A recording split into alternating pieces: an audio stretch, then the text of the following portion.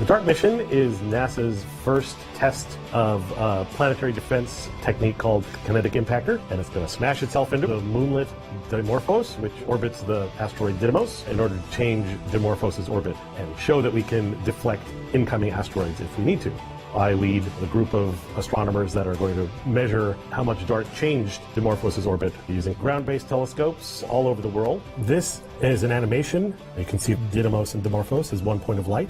These curves show the brightness change due to Dimorphos moving in front of and behind Didymos. We can tell how quickly Dimorphos is moving around Didymos. We make these measurements before DART arrives, and then this is the same technique that we'll use after the impact to determine how much we've changed the orbit by. I make music. A lot of it, as you might imagine, has nothing to do with science, but a lot of it does. You know, I'm not immune to the charms of writing a gimmicky science song every once in a while. So I did write a song about DART. The mission goes by the name of DART. That double asteroid redirection test, and just one flick should do the trick. A lot of scientists definitely have a creative side. A lot of us write, a lot of us are in bands, or there's a lot who paint, and I think having that creative part of your brain definitely helps in science, just as much as it does in art. Practice planetary defense with DART.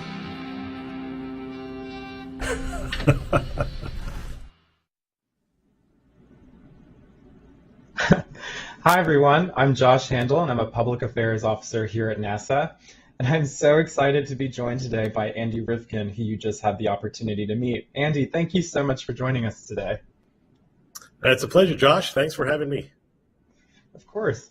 Andy's here to answer your questions about planetary defense at NASA and the DART mission. If you have a question you'd like to ask Andy about planetary defense or DART, send it in using the hashtag AskNASA or by writing in the comment box of wherever you're watching today's broadcast. So Andy, we just learned a little bit more about you from your video and your work with DART, but can you please tell us a bit more about why this mission is so important? Sure, it's my pleasure. Asteroid impacts into Earth are one of the only, maybe the only, natural disaster that we can predict very far ahead of time and that we can also do something about. So there are a few different ways that people have come up with to address asteroid impacts and prevent them from happening. DART is a test of a technique called the kinetic impactor, where we basically take a spacecraft and we ram it into an asteroid. And by doing that, we change the orbit of the asteroid so that, in principle, if something were coming our way, we could move the orbit so that it was no longer coming our way. Wow, that's a great answer. Thanks, Andy. And I actually see that we're already starting to get some questions in from our viewers. So we're going to go ahead and get started. And as a reminder, if you have a question for Andy, you can send it in using the hashtag AskNASA or by writing in the comment box of wherever you're watching today's broadcast. All right, Andy, are you ready? I am. Let's go for it. Our first question comes from Robert Clauderson on Facebook, who asks, will we be able to know what the composition of Dimorphos is by looking at the light from the impact of DART? That's a great question. We have a pretty good idea of what the composition of Didymos is, the main body. Our theories of how asteroid moons form suggest that Dimorphos should be made of the same material. When the DART impact into Dimorphos occurs, we expect there to be a lot of debris that's thrown out into space by that impact. I don't think we're going to be able to directly measure the composition of that dust, but certainly we're going to try. And then the European Hera mission will be showing up a few years after the DART impact. And they will be able to directly measure the composition of Dimorphos. So they'll be able to confirm a lot of what we've been thinking. So it sounds like we have an idea of what it's made of, but we won't really know until we get there. Is that correct? Yeah, that's correct. We think that Didymos is made of the same kind of material as what we call ordinary chondrite meteorites. So they're very common material that falls to Earth. We think it's the same kind of composition that the asteroid Itokawa has, that the asteroid Eros has, and that the asteroid Apophis has. So it's a common material that is pretty commonly what falls to Earth. Our next question comes from Indy Magoo on YouTube, who asks, would you try to find an object with a higher albedo so it would be easier to track?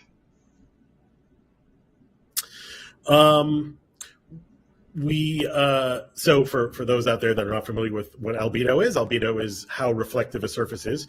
So something like snow is very reflective, has a high albedo, as we say. Something like tar or a charcoal briquette has a very low albedo. It's very dark. As suggested, high albedo objects are more visible from far away. One of the things in asteroid science is we don't always get to pick what our targets are like. The targets pick that for themselves. So Didymos has an albedo we think of about 15 to 20%, so typical for rock. And Didymos has so many other great properties for carrying out DART that it's kind of, even regardless of albedo, it was clearly going to be the place to go. Our next question comes from Vizwadeep Natarajan on YouTube, who asks, what are possible options to deflect a massive-sized asteroid? That's a great question. The answer depends a lot on how much warning time we have before we have to deflect the asteroid, and the size of the object. So DART is part of kind of an overall national strategy for dealing with asteroid impacts. One of the other pieces is doing a search to find objects that are out there that might be hazardous and find them as soon as we can. The longer the warning time we have, the more different options we have. And some of the options might be, if an object is small enough that we just say, okay, it's going to burn up in the atmosphere, we're not going to worry about it. We'll just enjoy the meteor that it makes, and maybe pick up some little pieces if they make it to the ground. So DART is obviously testing one form of asteroid deflection technology, but it sounds like a key point for it to work is that we would need to find a potential threat early. Is that correct? Yes, that's kind of true for almost any of the techniques that people have considered. There are other techniques, including civil defense, which would in fact be go and wait it out in the basement. The most powerful tool we have in our toolbox is to use a nuclear device to detonate nearby a threatening asteroid, vaporize part of it, and deflect it that way. But we obviously want to have as many different tools in our toolbox as we can, because we're going to be faced with different scenarios, and so we want to make sure we have the right tool for the right job. So kind of following up on how we're going to know DART will work, Videographer on YouTube asks, will we measure before and after impact, or will we only look at accelerations at the moment of impact? And how will we know these measurements how will these measurements be taken? It's another great question. A lot of great questioners out there. From the Earth, Didymos and Dimorphos are going to appear as a single point of light. We're not going to see them separate. So what we can do, and what we will do, is measure the brightness of the system as Dimorphos goes around. And from the point of view of the Earth, Dimorphos will move in front of and behind Didymos, and that will make the brightness go up and down as it does that. We've been measuring that brightness for years. People have been measuring it in some form or another probably since 2003, but we've been measuring it for this project since 2015. So we know the period of that orbit very well. After the impact, we're going to keep measuring it. We're going to keep measuring the brightness of this point of light going up and down. We're going to measure the new frequency with which the brightness changes, compare that to the pre-impact measurements, and be able to say, okay, the orbit period was 11 hours and 55 minutes before the impact. Now it's 11 hours and 45 minutes or 38 minutes or whatever it is. That gives us the information we need to know how much we changed the orbit. Our next question comes from Alan Ranke on Facebook, who asks, what are the characteristics of the spacecraft itself? The spacecraft is about the size of a vending machine, not counting the solar panels. So it's 2 meters by 2 meters by 2.5 meters, something like that, but a vending machine. The solar panels, which you can see in the video here, are rollout solar panels. That's one of the new technologies that's being tested out on DART. When those are fully deployed, then those are 18 meters from tip to tip, which is a little bigger than kind of the length of a typical bus. So we're going to take this spacecraft. It's several hundred kilograms in mass, I think 500 or 600 kilograms in mass, and it is going to impact Dimorphos. Dimorphos is about the size of one of the pyramids of Egypt, and it's going to impact it at something like 6.5 kilometers a second. In imperial units, if you prefer, that's something like 4 miles a second. So basically, we're firing this vending machine at one of the pyramids of Egypt very, very fast. So kind of following up on that, how is it possible that something so small, you're saying the size of a vending machine, impacting a pyramid essentially in size, how can something so small change something so big? How can that motion and change, how can that change in space be altered? That's part of the reason, these objects move through space something like 30 kilometers a second, so 20 miles a second.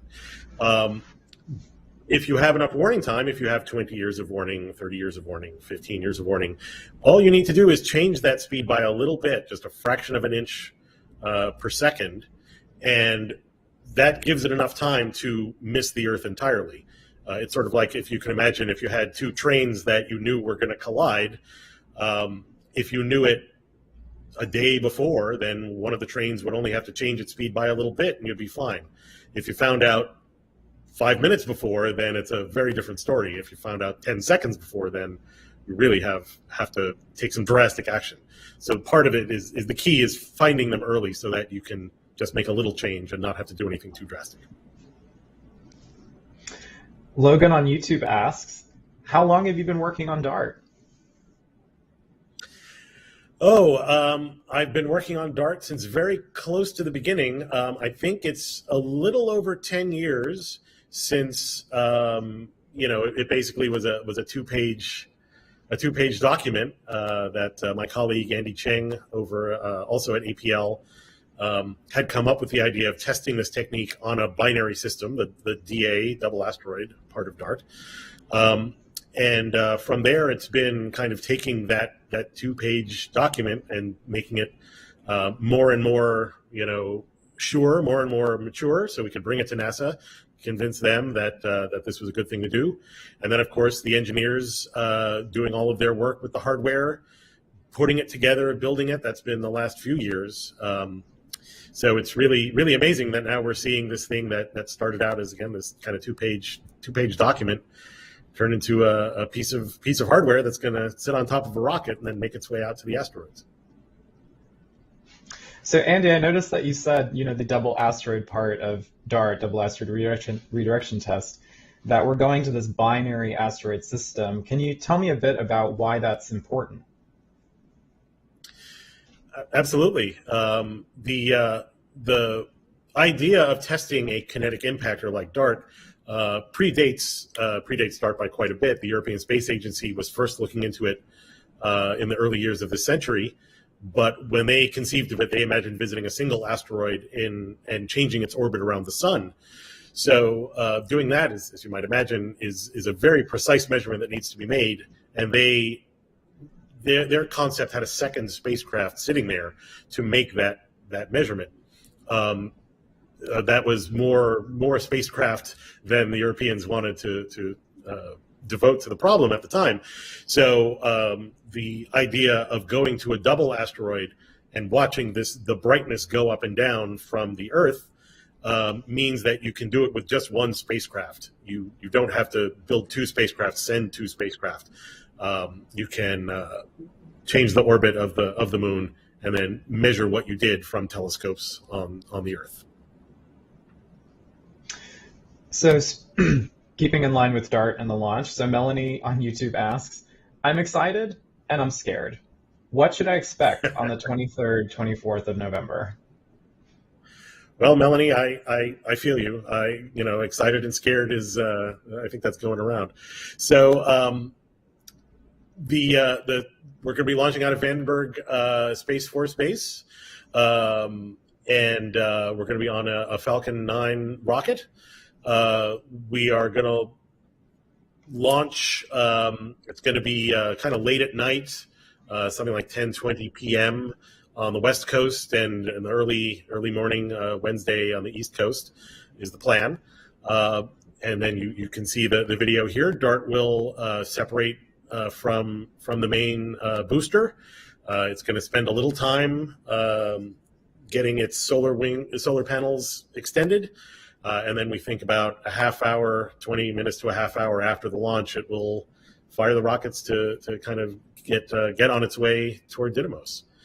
So we're looking forward to it, and we're excited. I think it's a crazy thing we're doing. So I think scared is not a foreign feeling, but also we're all feeling very confident. As a reminder, we're chatting with Andy Rivkin from NASA's Double Asteroid Redirection Test Mission. And if you'd like to ask him a question about planetary defense at NASA or the DART mission, you can send it in using the hashtag AskNASA or by writing in the comment box wherever you're watching today's broadcast. So Andy, our next question comes from Patricia Benner-Smith on Facebook, who asks, so will pieces of the asteroid break off, and will they become millions of little meteorites that might hit our satellites or even our planet? Great question, and something that is something that we've looked into and others have looked into. The expectation certainly is that when DART hits Dimorphos, that it will make debris. That debris will come off of the surface of Dimorphos. And in fact, LICHA-CUBE, which is a CubeSat that the Italian Space Agency is building, has built. It's already built. It's done. It's attached. LICHA-CUBE has for its objectives to actually take images of the debris cloud that DART makes when it impacts, because that's going to give us information about Dimorphos itself. The amount of material that is made by the DART impact is not very large. You might remember that objects are naturally hitting objects in space all the time and making meteorites. People have studied how much material from the DART impact might make its way to Earth, and the amount is minuscule. I think the report I remember seeing was maybe one extra shooting star over the course of a decade. So we are not going to do anything that's going to come to Earth. We're not going to do anything that's going to be a problem for satellites or anything like that. So speaking of LICHA-CUBE, Dan Shields on Twitter asks, once hashtag DART mission and LICHA-CUBE results are analyzed, what's next? Are there subsequent missions or targets identified, or will that come later? Sure, I'm always happy to answer, a Twitter question with my tweets. The most direct, immediate follow-up to DART is the Hera mission, which the European Space Agency is going to be launching a few years after DART. It will arrive at the Didymos system. I should know this. I think it's 2026. And they will do direct measurements that will be useful on their own. They'll do some great science, and they'll also be doing some follow-up measurements that will help us continue to analyze DART. In terms of the Planetary Defense Office, the next mission that I think most people are expecting is a telescope mission called NEO Surveyor, which will go back to the job of trying to find asteroids out there, trying to catalog the asteroid population and understand the potentially hazard asteroids that are out there, make sure that nothing is coming our way. So Jamie Jeans on Facebook asks, is there an asteroid coming our way? Is there an asteroid headed toward Earth? No, but I'll say no asterisk. We are hit by material all of the time. Anytime you go out into your backyard and you see a shooting star, that is asteroidal or cometary material hitting the Earth. It's maybe the size of a sand grain. The Earth gets hit by objects the size of the chair I'm sitting in. I don't know the chair you're sitting in. I assume it's probably about the same size. Maybe 3 or 4 times a year. Depending on the size of your couch, we get hit by couch-sized material, again, maybe once a year. As you get larger and larger, objects, they hit less and less frequently. That's again part of the reason that we want to send missions like the NEO Surveyor out to look for material objects that might be large enough to worry about coming our way. We know of no objects that are large enough to cause any damage that are coming our way. So I can absolutely reassure you of that. Well, that's good to hear. Our next question comes from Sarah on Twitter, who asks, how long will it take DART to get to the Didymos system? Great question. DART will arrive in the end of September to the start of October in 2022. The exact date of arrival depends on the exact date of launch, but it's going to be somewhere in that last week of September to the first couple days of October. Our launch period is a long one, so a week from tomorrow is the first opportunity we have to launch. Yeah, that's crazy. But the last opportunity we have to launch is a few months from now. Certainly the expectation is we'll launch as soon as we can. But if for some reason we didn't launch until January, we still would arrive kind of in that late September, early October timeframe. KCT Monday on Facebook asks, can you predict the new trajectory upon the collision of DART?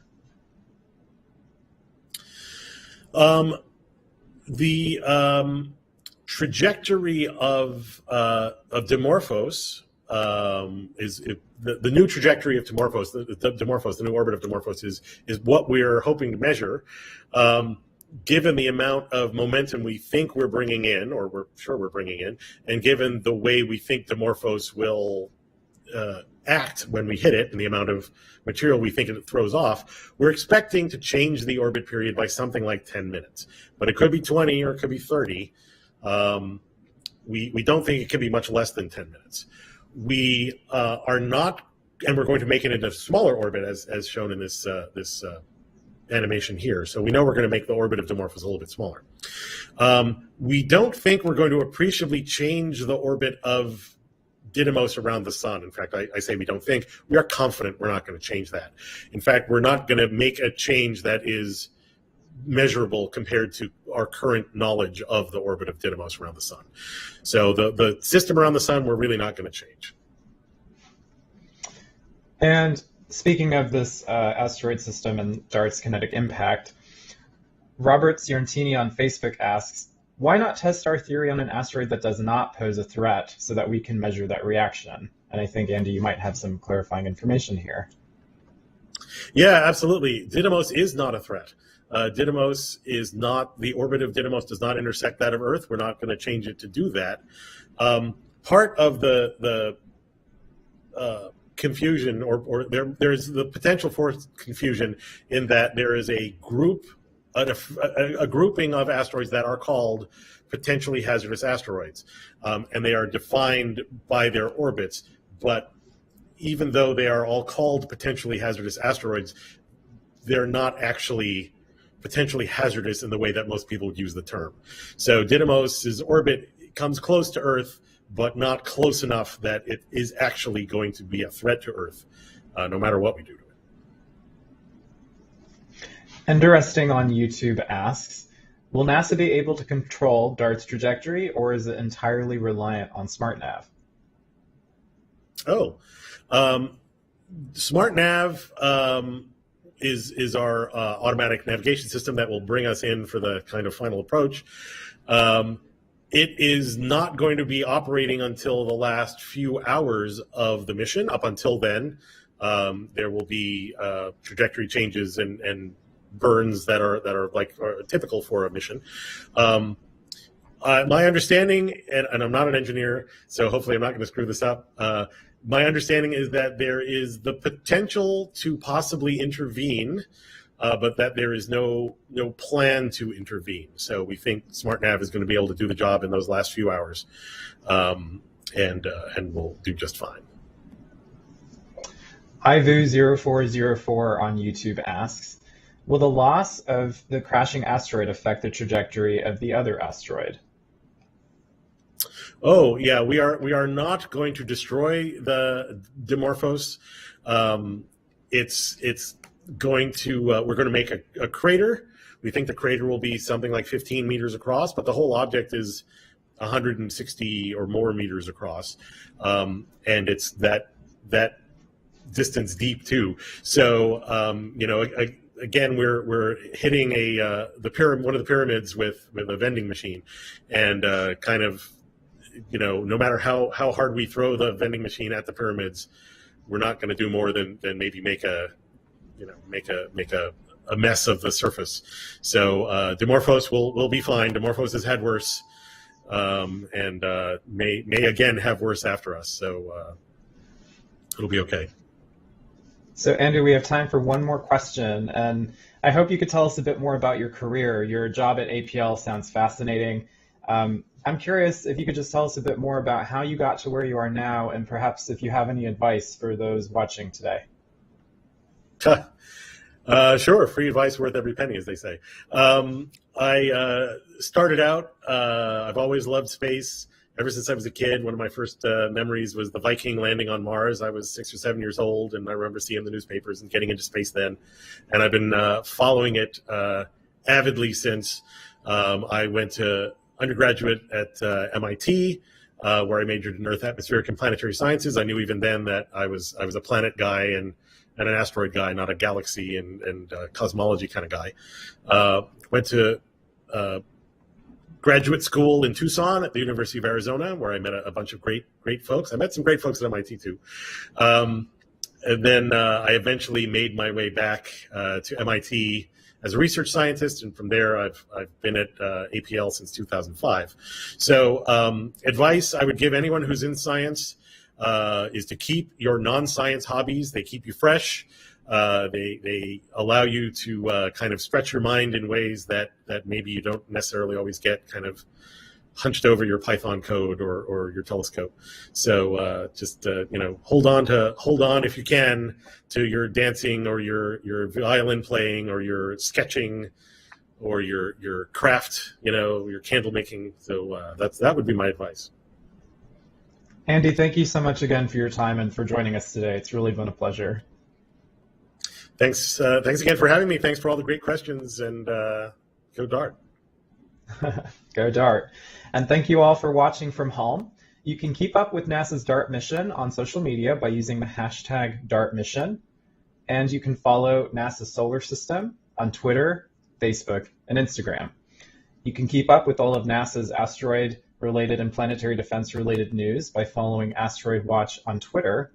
And for all of the latest news on DART, visit nasa.gov/DART. Finally, be sure to watch DART's launch, currently scheduled for November 24th at 1:20 a.m. Eastern Time. Thank you all again for joining us today, and keep looking up.